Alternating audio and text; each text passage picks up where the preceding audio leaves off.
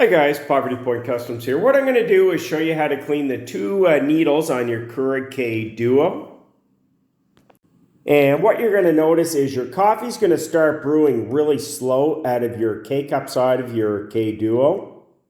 So what we're going to want to do is pop out this part here. So if you push on the bottom of it, there's nothing sharp that's going to poke you. And lift up, you're going to be able to pop this part out. So once this is out, you can see right there, that's what actually pokes the bottom of your K-cup. You're going to want to take a needle or a paper clip or whatnot, and you're going to want to clean out that needle. A lot of times coffee grounds will actually get caught in there, and it's going to cause your coffee to brew quite slowly as it's trying to force your coffee through that little needle, and it's getting bound up by coffee grounds. So to put this back in, you can see the writing right there. You're just going to line it up with those two tabs there. Push down.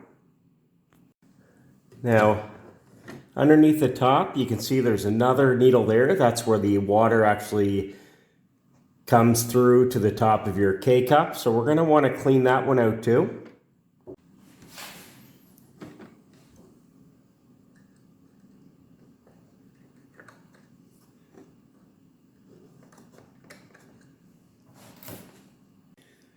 So once you've cleaned the two needles, what I would recommend is running a couple cycles of water through the K-cup side of your brewer.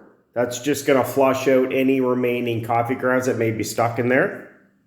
And this is something that I would recommend doing every few months or every time you descale your Keurig K Duo. It literally takes seconds to do, and you really don't have to take a whole lot apart to get to those needles. So you may want to check out too my descaling video on the Keurig K Duo. I'll leave a link to that in the comments. If you have any questions or comments, make sure you post them below. Also, any tips that may help myself or other viewers out, post them below also. Thanks for watching. Remember to hit that subscribe button and happy brewing. Take care.